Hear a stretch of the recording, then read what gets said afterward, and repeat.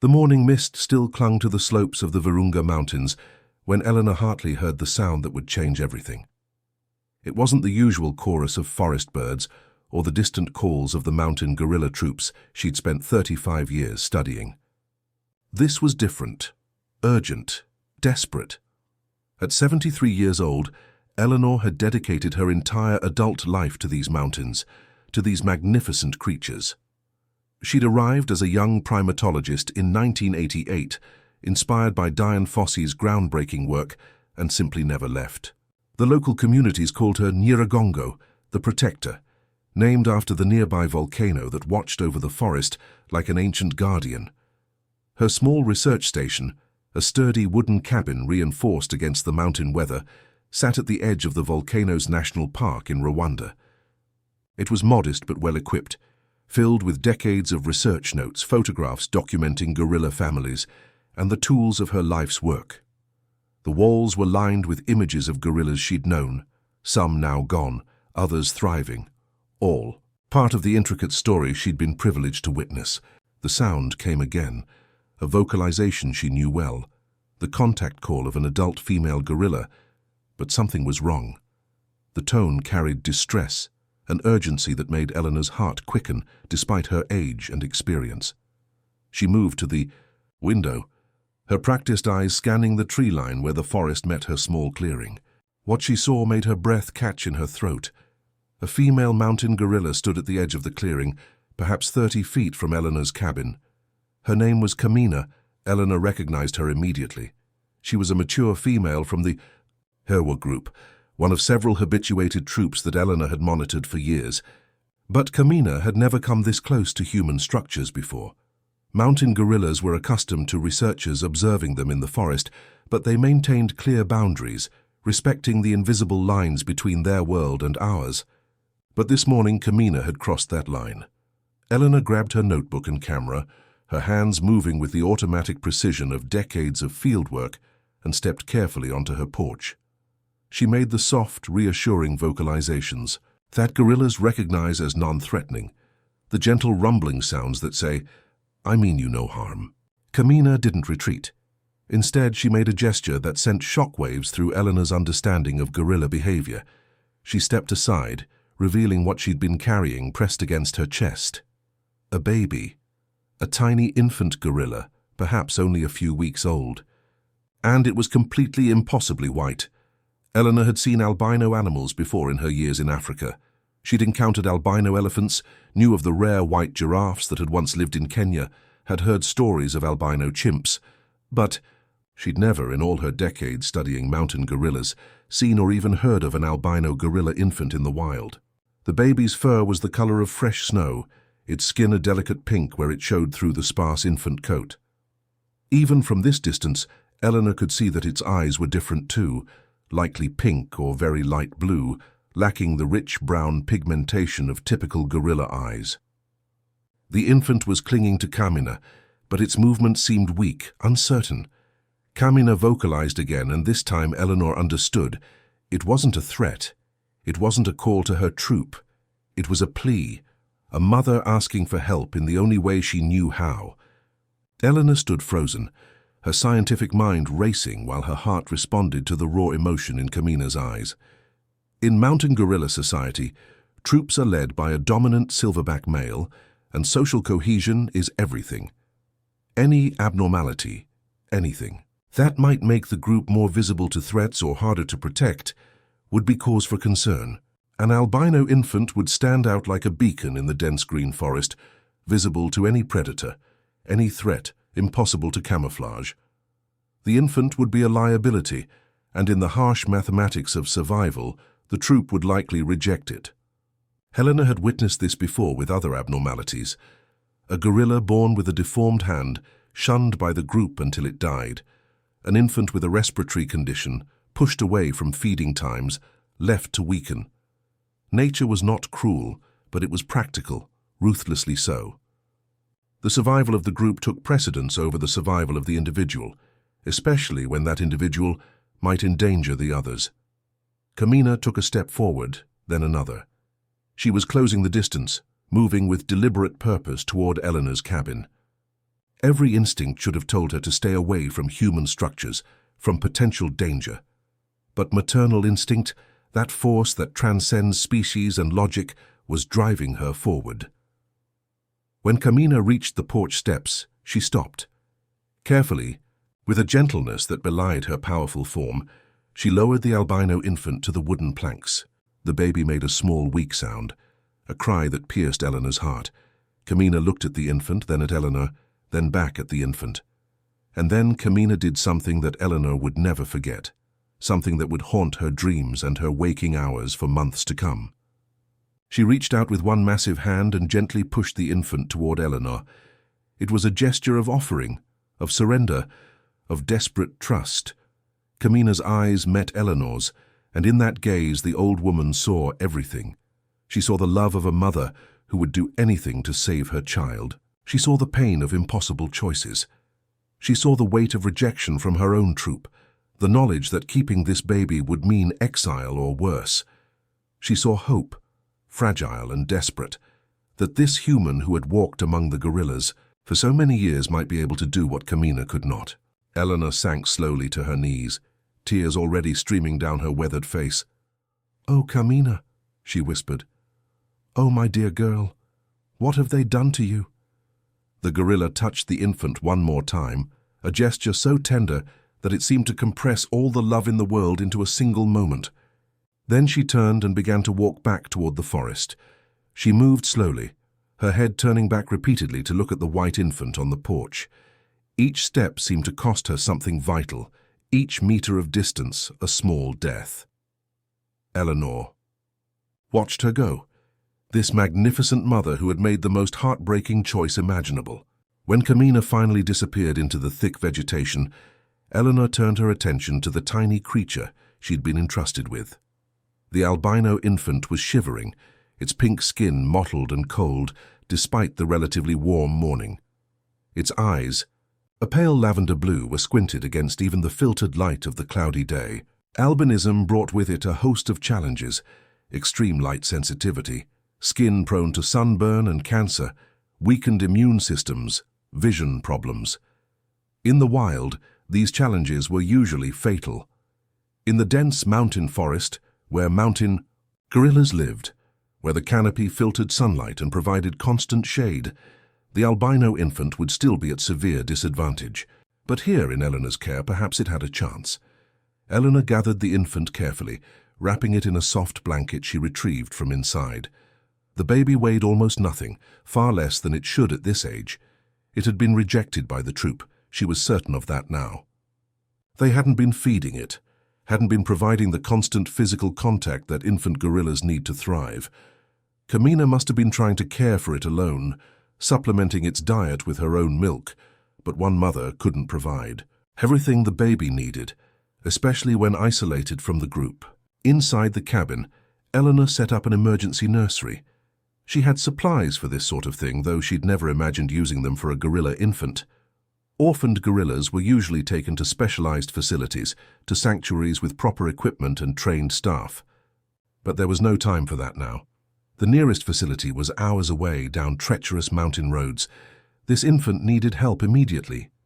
She prepared a formula, a specialized mixture she'd learned to make during a stint volunteering at a gorilla orphanage years ago.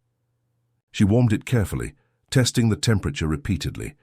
The infant struggled to feed at first, its sucking reflex weak, but eventually it began to take small amounts. Eleanor felt a surge of hope. Over the next few days, Eleanor's life became a continuous cycle of feeding, monitoring, and caring for the albino infant. She named it Kiza, a Kinyarwanda name meaning innocent or pure. It seemed appropriate for this creature whose only crime was being born different. Kiza's albinism presented constant challenges. Eleanor kept the cabin dim, covering windows, and creating an environment that wouldn't damage the infant's sensitive eyes. She applied gentle sunscreen formulated for human infants to Kiza's exposed skin during the brief moments when any light exposure was necessary. She monitored temperature constantly, as Kiza's ability to regulate body heat seemed impaired. But despite these challenges, Kiza began to thrive. After a week, the infant's grip strengthened. After 2 weeks, Kiza began to show curiosity, reaching for objects, responding to Eleanor's voice. After 3 weeks, there were moments of playfulness, brief but precious indicators that this little one had a fighting spirit. Eleanor documented everything meticulously, taking photographs, writing detailed notes, recording vocalizations. She contacted colleagues around the world, primatologists and veterinarians who specialized in great apes. Everyone was astounded by Kaysa's existence. The consensus was clear. This was likely the first documented case of albinism in wild mountain gorillas, a genetic anomaly so rare that many had assumed it didn't exist in the population. But documentation and scientific interest couldn't answer the question that kept Eleanor awake at night. What was she going to do with Kaysa in the long term? Mountain gorillas cannot be kept in captivity in the traditional sense. They're endangered, protected by international law, and every individual is precious to the survival of the species. Kaysa couldn't stay with Eleanor forever. The infant needed to be with other gorillas, needed to learn gorilla behavior, needed to develop the social skills that only came from living with their own kind. But how could Kaysa survive in the wild? That white fur would make camouflage impossible. Those sensitive eyes would struggle even in the filtered light of the forest canopy. And most crucially, would any troop accept such an obvious anomaly? 6 weeks after Carmina had brought Kaysa to her door, Eleanor made a decision. She would try to reintroduce Kaysa to the Hirwa group, to Carmina.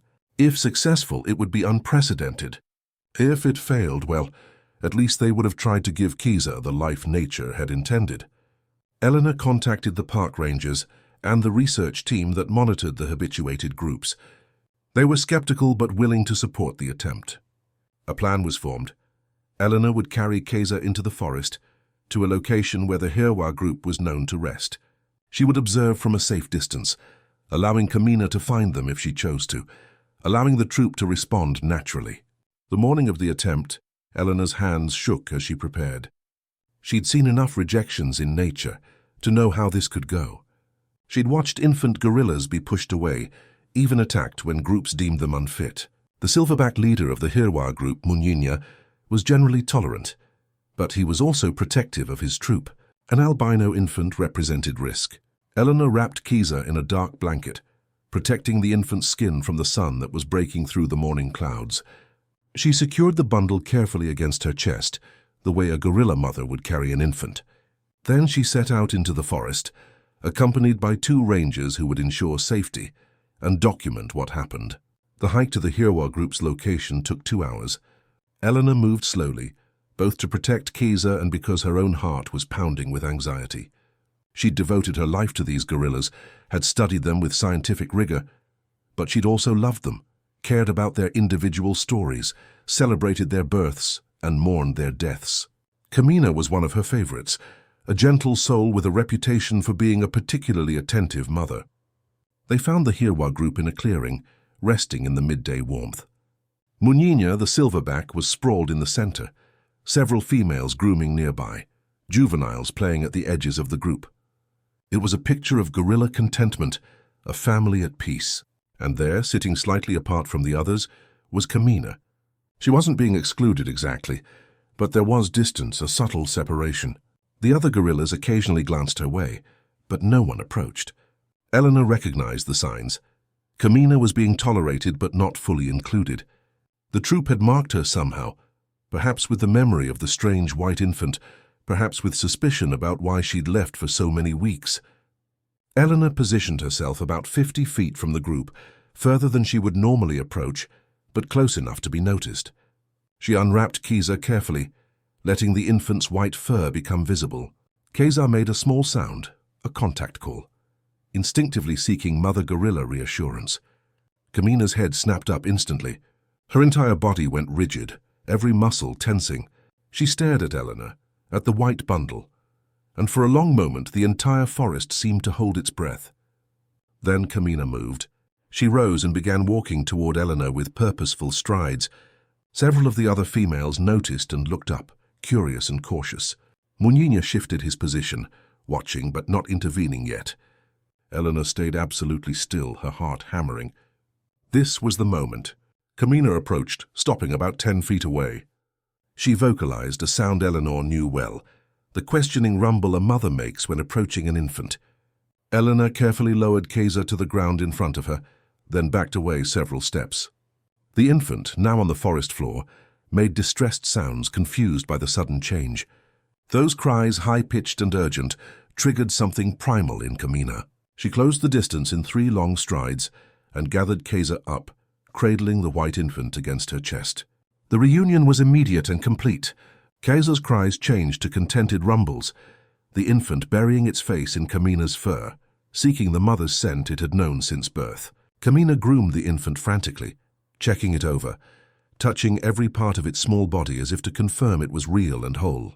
But the moment of reunion was just the beginning. The real test came when Camina turned to walk back toward the group, carrying Kaiser openly.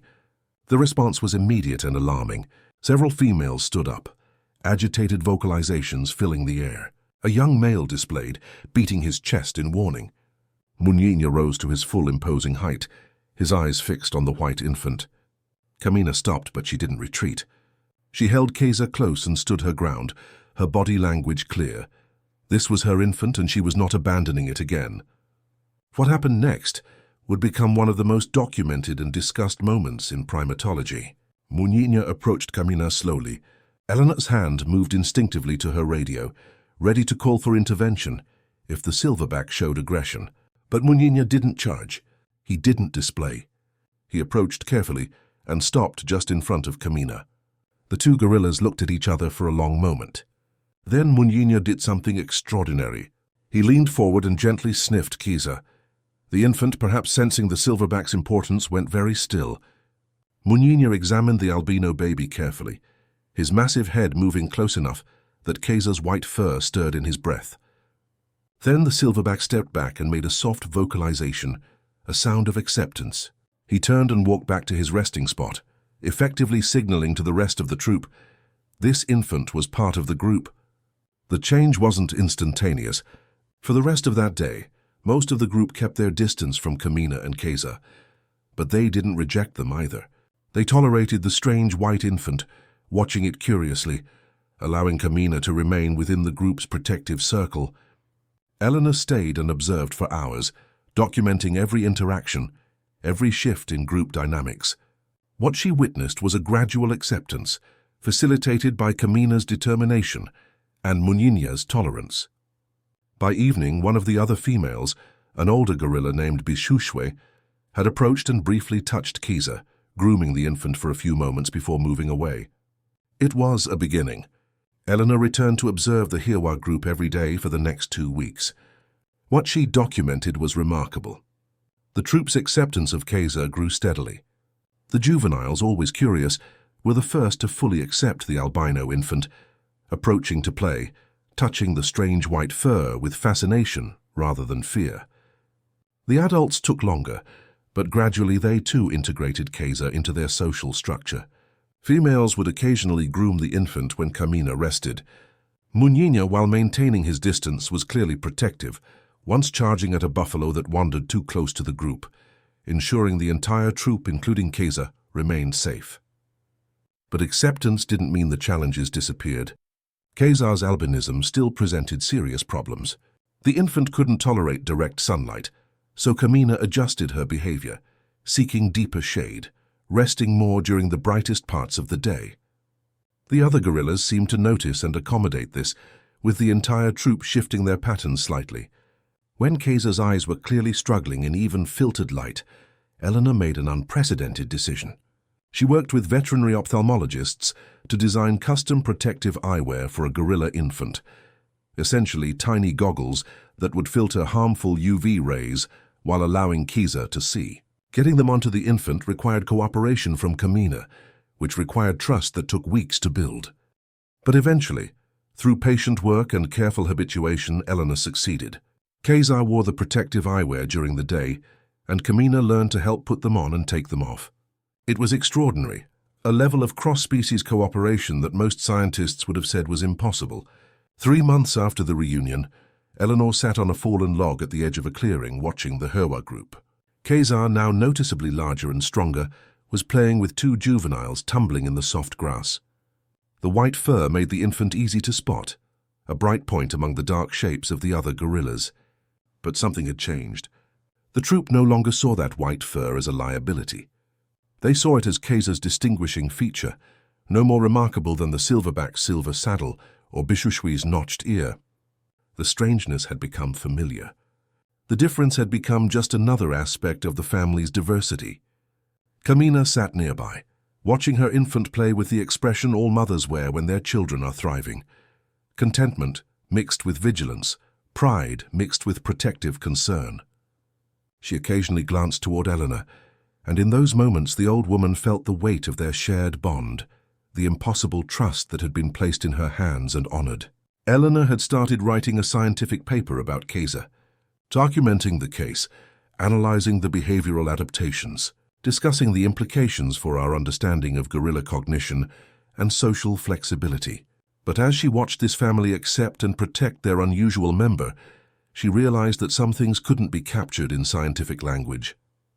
This was a story about love overcoming fear, about a mother who wouldn't give up, about a community that learned to see past difference, about the space between human and animal, and how that space sometimes disappears in the face of shared compassion. 6 months after that first desperate morning, Eleanor received news that made her week of Kaiser's acceptance complete. Kamina was pregnant again. Despite the stress of the previous months, despite the temporary separation from the group, despite everything, she was going to have another infant.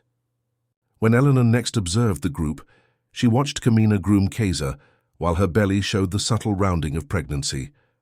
The albino infant, now old enough to be weaning, stayed close to Kamina but was also forming bonds with other troop members. Bishushwi had become like an aunt, often babysitting Kaiser while Kamina rested. The future was uncertain. Kaiser's albinism would always present challenges. As the infant grew, there would be new problems to address. How would Kaiser navigate adolescence? Would the albinism affect fertility? How long would Kaiser survive in the wild? But for now, in this moment, Kaiser was thriving. A white gorilla playing in a mountain forest, protected by family, adapted to through innovation, accepted through persistence and love. Eleanor thought about that first morning, about Kamina standing on her porch with an impossible request. She thought about all the ways that moment could have ended badly, all the reasons it shouldn't have worked. But it had worked against odds and expectations. The old woman pulled out her journal and began to write, trying to capture not just the scientific observations, but the emotional truth of what she'd witnessed. She wrote about Kamina's courage, about Munyinya's tolerance, about Kaiser's resilience. She wrote about the moment the troop finally accepted the strange white infant, not because they stopped seeing the difference, but because they decided the difference didn't matter. As the sun set over the Virunga Mountains, painting the sky in shades of gold and purple, Eleanor closed her journal. Tomorrow she would return to observation, to documentation, to the scientific work that had defined her life. But tonight, she simply sat with the weight of what she'd been privileged to witness. A mother's love that crossed the boundary between human and gorilla. A family that chose compassion over fear. An infant whose survival was proof that the bonds of family and community can be stronger than the harsh logic of natural selection. In the distance, she heard the gorillas settling for the night, their rumbling contentment calls echoing through the forest. Among those calls, distinctive and clear, was a higher-pitched sound. Kaiser, safe and secure, calling goodnight to the family that had learned to love the infant exactly as it was. Eleanor smiled through her tears. She had dedicated her life to understanding these remarkable creatures, but they had taught her something beyond science, beyond data and observation. They had taught her that love, in all its forms, has the power to rewrite the rules we think are absolute. If this extraordinary story of maternal love and acceptance touched your heart, please subscribe to our channel and hit that like button. We bring you incredible true stories of animal compassion and human-animal bonds that remind us of the profound connections we share with the natural world. Leave a comment below telling us, what do you think will happen to Kaiser as the infant grows up? Do you believe other gorilla troops could learn to accept differences like the Herwa group did? Have you ever witnessed animals showing compassion that surprised you? Share this video with everyone you know, because stories like this remind us that love and acceptance can overcome even the deepest instincts. Your shares help spread awareness about the remarkable intelligence and emotional capacity of mountain gorillas. and the importance of protecting these endangered animals. Don't forget to turn on notifications so you never miss our next heartwarming story. We post new incredible animal stories every week that will restore your faith in the natural world. Thank you so much for watching, and remember, Eleanor is still monitoring Kaiser today, documenting this unprecedented case and proving that with patience, compassion and understanding, we can help nature overcome even its most challenging obstacles. See you in the next video.